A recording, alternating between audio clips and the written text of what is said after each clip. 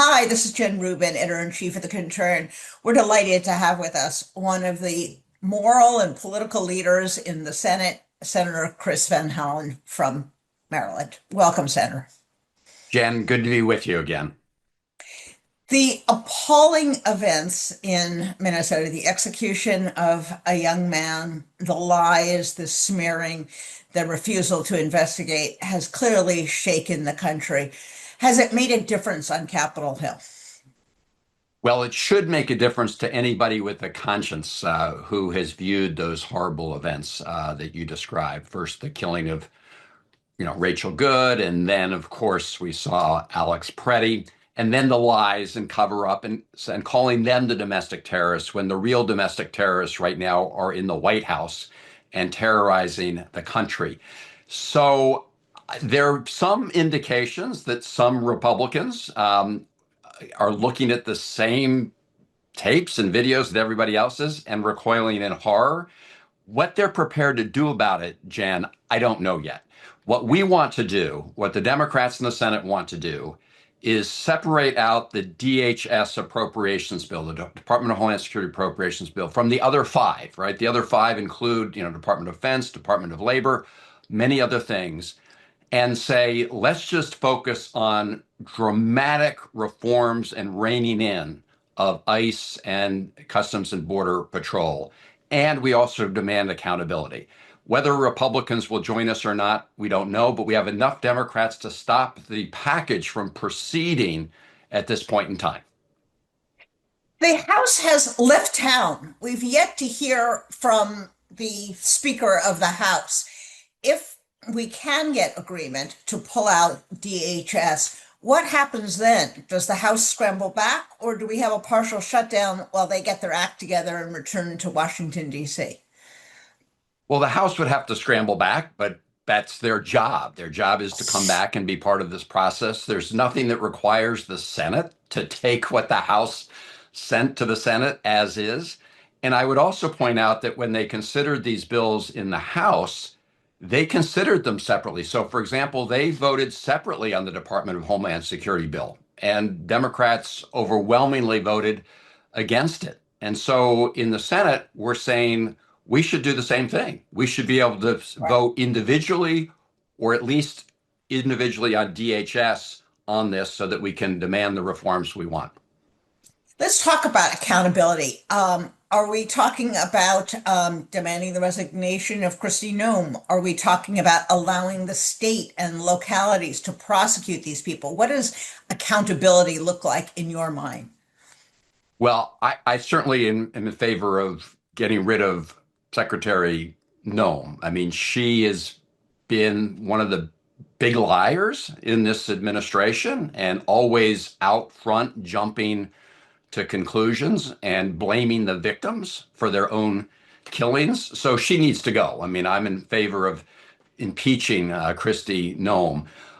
We also want ICE out of Minneapolis. I also think that we should have a requirement, Jen, that if ICE is going to go into any city or state in big numbers, that should require the consent of the governor and the mayor, just as we have with National Guard deployments. I mean, when you've got ICE has essentially become an army. I mean, it's bigger than the armies of most countries, and they are occupying cities like Minneapolis against the wishes of the people who live there. So that has to be part of it. There's a whole slew of changes to rein in ICE, everything from no masks to requiring ID to requiring body cams.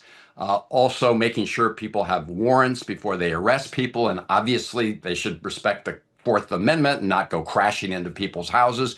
I have a long list of that, but the fundamental issue also is this accountability question, because what's happening is Donald Trump and Noem and Steve Miller are sending the message to all of these officers that they can act with impunity and literally get away with killing people without any review. So I believe strongly we need that accountability piece.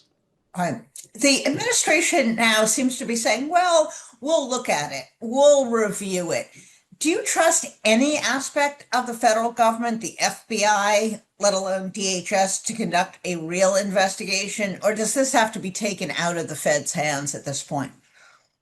Oh, it's a very sad moment in our country, Jen. I mean, you cannot trust a word that comes out of these Trump-run organizations. In fact, following Trump's orders, regardless of how lawless they are, is now a condition of working in these departments, which is why I do want to take a moment and just salute all those folks who have quit rather than follow illegal orders, Yes. right? Like the six prosecutors in Minneapolis, like an FBI agent who was investigating Rachel Good and was obstructed. I do want to salute all of them, but Right. you're right. In order to have a true independent investigation, we have to take it out of the administration's hands because they've already declared what happened, right? I mean, Yeah. the President of the United States and Kristi Noem have said this person was a domestic terrorist, and they're just lying. So yes, it requires taking it out of that form. Absolutely. Um, it's interesting that our friends who believe so strongly in the Second Amendment seem to have been advancing the notion that because Alex Pretti was carrying a licensed firearm, he was, of course, disarmed before he was executed, somehow that made him a target. Do people like Rand Paul, do people who have touted the Second Amendment, refused any kind of restrictions on the Second Amendment, have they woken up? Do they see that this is now a rogue administration that doesn't protect even their favored part of the Bill of Rights? You know, I've heard some voices on the right t talking about that. You're right. I mean, it's jaw dropping, right? I mean, essentially what they're saying. I've saw Scott Besson on the air that this individual who had a license to have a firearm just because he was there at this protest deserved essentially the treatment he got, right? That he was a target, open target, because he had a legal firearm. So I think that you put your finger on something that is really going to begin to roil the right because he was complying with the law. He was peacefully there. He was filming what was happening, and he had a legal registered firearm. So they should Yeah. be appalled. Absolutely. Absolutely. The people of Minneapolis have been extraordinary in remaining calm, in remaining peaceful, in avoiding protest that devolves into violence. They have peacefully protested, 50,000 of them out on the street on Friday. What would you say to those people who are incredibly frustrated, who have shown such resilience, and yet every day they're frankly being attacked by ICE, assaulted, in some cases killed? What can you say to the people who are so frustrated by the ongoing occupation? Well, Jen, the first thing I would say to them is thank you because you are the people who are giving us all hope in standing up for our rights, our Constitution, our democracy, for we the people. And without that show of peaceful support, I'd be very fearful, even more fearful about what will happen in our country. I'm very fearful now, but what gives me hope is people standing up in Minneapolis and other places around the country for their neighbors, literally blowing whistles on the lawless Trump operations.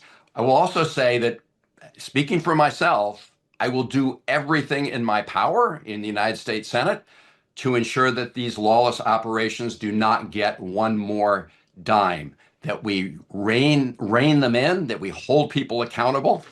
If we don't hold people accountable at this moment, Jen, the signal will go out for months and years to come that you literally have a license to kill our fellow citizens and others with impunity, and we cannot allow that to happen. This is a critical moment. You Absolutely. know, we're celebrating 250 years of the Declaration of Independence. This is a really important moment in protecting those rights. Absolutely. I wonder if your Republican colleagues, take Susan Collins, ICE has descended on her state. They arrested, without any provocation, a African American corrections officer, an American citizen. When does she begin to feel the heat? What do you say to her, and what do her constituents say to her about her refusal to stand up to this administration? Well, her constituents should demand accountability because, as you indicated, they are also experiencing the lawless operations, unleashed by this White House and this Department of Homeland Security. So she needs to stand up at this point. I would argue every Republican should stand up at this point. Anybody who cares about the Constitution and freedom in America should be standing up at this point, and her constituents need to hold her accountable, just like everybody in this process needs to be held accountable. Absolutely. Um, I would be remiss if I didn't ask you about some of the other outrages that are going on with this administration. It may seem like a small item, but it's indicative of Donald Trump's sense of impunity and his indifference to the lives of non-white Americans. He seems to be on the rampage to, of all things, take over the public golf courses of Washington, D.C., which have been for years a source of athletic and really social joy to many African Americans who have been excluded traditionally from golf courses. Just like he tried to knock down the East Wing and did that, just like he is apparently trying to remake the rest of Washington, he seems to be taking over golf courses. What is that about? And I understand that you and some of your colleagues in the DC, Maryland, Virginia area have written to him about that. Talk to us a little bit about what that's about. Right. Senator Alster-Brooks and I and others from this area have written to the president saying, hands off of the public golf courses in the District of Columbia. These are golf courses that have been open to the public they have a history of serving the African American population along with everybody else. And here comes Donald Trump, who wants to take them over. Look, this is all about power and control and essentially renaming everything in the country after himself, certainly everything in Washington, D.C. And so we are going to fight this tooth and nail, but it is part of that larger pattern, as you say, Yes. Jan, with the East Wing and everything else. And so there are a number of lawsuits that have been filed in the case of the East Wing. There'll be lawsuits involved in protecting these public golf courses. And then, Senator Sanders and I have introduced legislation that would prohibit any sitting president from naming these monuments after him or herself. I mean, this is Mussolini style tactics. I Yes. mean, let's just put statues up to the dear leader all over Washington, D.C., rename the Kennedy Center, rename the Institute of Peace. We need to put an end to this. This is what dictators do, right? They try to take Yes. over not just the military and the politics, but also the culture. And that's what we're witnessing Absolutely. from this spread. The good news is right now in Italy, there are no statues or monuments to Mussolini. And that will also be true here in our nation's capital when we rid ourselves of this president. Hopefully, it won't take a world war to accomplish that. And I know you're Amen. fighting every day for that. Um, what do you see? Let me take a step back. You've been around Washington a long time. You're a student of history. Is this one of these inflection moments? You can think of the women who plunged to their death at the Shirtwaist Triangle fire and sparked the labor movement. We can think of the Edmund Pettus Bridge and the effect that had on the Voting Rights Act. Are we potentially at a cusp of an inflection point where the country can see not the politics of it, but simply the morality, the rightness, the wrongness of what's going on?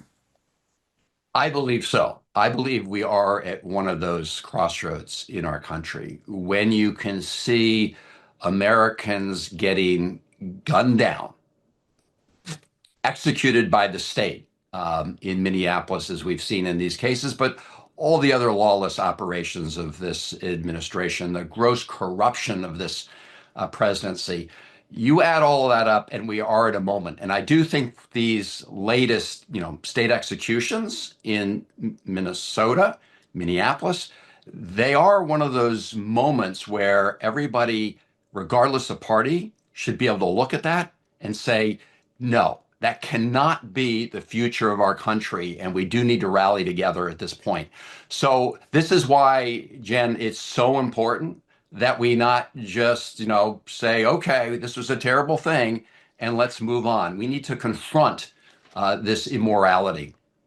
Absolutely. And I want to salute you, Senator. You have seen the damage and the danger from the beginning. Perhaps people could not relate to Kilmar Abrego Garcia in the same way they should have. But now I think it's inescapable what is going on, and perhaps Americans would be roused. What would you like American citizens to do this week? There's a lot going on in DC. What should they be doing? What can they do to help? Well, first on Kilmar Abrego Garcia, he is still being politically prosecuted and persecuted by this Yes. administration. Thank goodness we got him back into the American court system. They would have left him forever in the gulag in Sikot, where people had been Right. tortured. We keep hearing more and more horrifying reports about that.